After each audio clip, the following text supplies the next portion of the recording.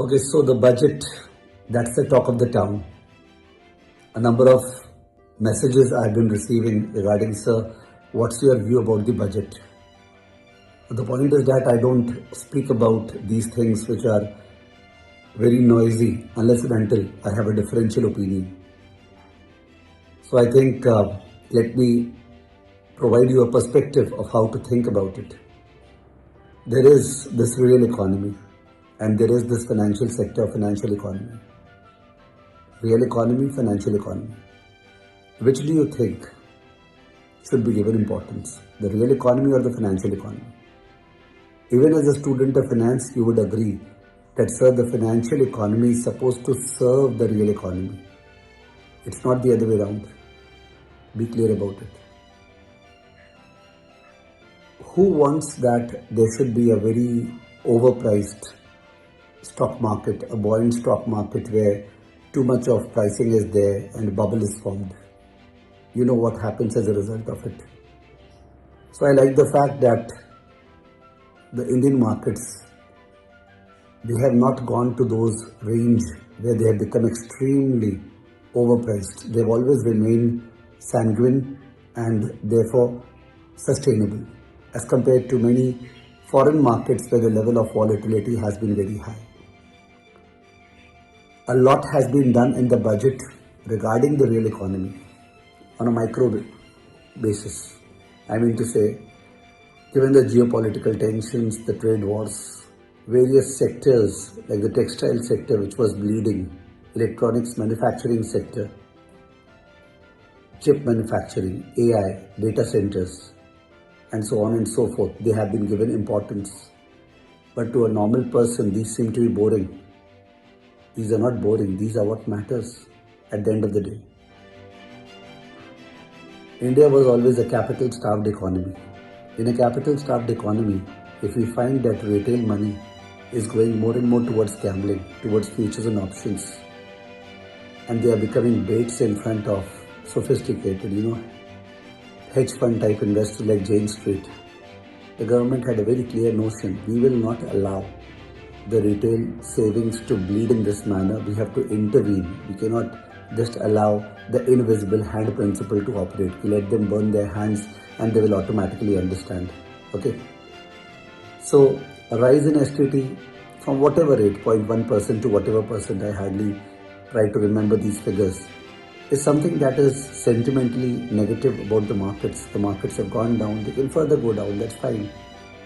However, the point is that if this is for the larger purpose of disincentivizing retail savings, going towards gambling and going towards F&O activity, F&O is a complicated game.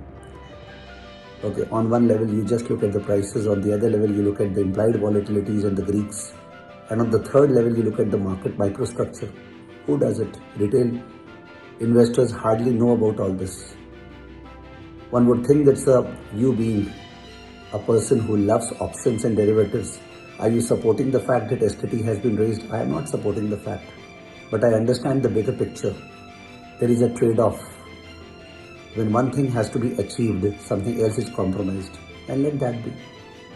For the sake of the real economy, if the financial economy has to be curtailed a little bit, okay, if those who are studying finance or those who are looking at limelights, they need to be a bit discouraged, okay, let them be discouraged. It's good. Get to the real economy. Do actual work.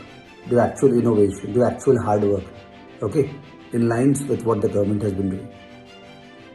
We don't have big bang budgets the way it used to happen 15-20 years ago, and I'm really happy about it. Because policy making is not a discrete exercise. Policy making occurs 24/7, and that's what the government does. Just imagine a situation that all the stimulus by the way of GST cuts, if that would have happened today in the budget, in that case, what would have been the nature of the media and the audiences? Everybody would have said, oh, such a massive GST cut, great budget, great budget. In spite of the fact that STT has been raised. Just imagine, please, I would request you, that the GST cut has not taken place 5 months back, but has taken place as a part of the budget. So let's not be stupid enough to just think about the budget in isolation. Policy making is a continuous exercise. Okay, budget is an annual statement. So therefore, leave it at that level. So those who are observing the geopolitical space, the trade battle that is happening, the way in which US is completely transforming itself. Okay, it is pulling away from being a monitor to the world, saying that मेरे को मतलब नहीं है. I will first of all manage my fiscal situation, and therefore I will have to focus on my manufacturing. I don't want foreign capital to come into the Mac 7 or Mac 9, whatever. I want foreign capital to come in manufacturing. Okay, that's a talk for another day. But I'm trying to say, in such a world, you have to go to micro sectors and you have to understand who are being paid, and accordingly you have to manage the same, and that's what is being done in the budget, and that is what is being done over the course of time, and then once again consolidated in the budget. The government has once again shown fiscal discipline, adhered to the commitment of bringing the debt to GDP ratio down from 85% or whatever to 50% by 2031. Accordingly, the fiscal deficit target 4.4% has been respected, and I think we are further going to go to 4.3% next year. That goes to show what does this government do. The rest of the world does not understand austerity at all. In fact, nobody does. It's very, very difficult for a government to exercise austerity because then it goes out of power. To some extent, whatever happened in the elections, this year was a teaching to the government that if you do too much of austerity, you'll be voted out of power. And therefore, the government has right now, through monetary and fiscal policy, tried to aggravate the economy, tried to really stimulate the economy, stimulate aggregate demand, while at the same time going into micro sectors and seeing where the pain points are. You may expect that sir ने budget का कुछ बोला नहीं कि budget ने क्या बोलते हैं NRIs PMS में इन्वेस्ट कर सकते हैं, उनके लिए क्या किया है, LTCG STCG काटने का बात था वो किया नहीं है. But see, I am a person who does not comment upon these nitty-gritties. They are all over the place. If you can understand two messages that I am communicating over here, the message is that India is a growth story.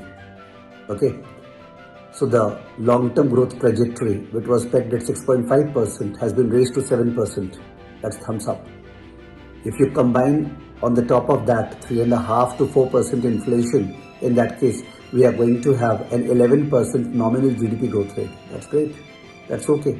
One may wish that real growth rate 11% hota to, par wo sustainable nahi hota. It has other consequences. So we are presenting to the world a long-term growth story where nominal GDP growth is going to be excess of 10% with solid macro fundamentals. That means stable inflation, lower interest rate, lower fiscal deficit, prudent trade deficit. Okay, and if all of this comes and there is a minus point in the form of STT raise, that's fine because we need to protect the retail investors. Okay. The way in which the Jane Street episode happened. So it's okay that goes to show that they have a thought process and they're exercising on the same. So understand the real economy, understand the financial economy, understand the importance of the real economy. Any economy which has given more importance to financial economy has suffered. It has suffered handsomely. Okay. So it's good that that has happened. And finally, I wanted to once again reiterate that understand that policy making happens throughout the year. It does not happen on the budget itself. Okay, so this is my short point of view. No figures, nothing. Okay, just a indication to all my students who have been messaging me. सब budget के बारे में कुछ तो बताइए. Thank you.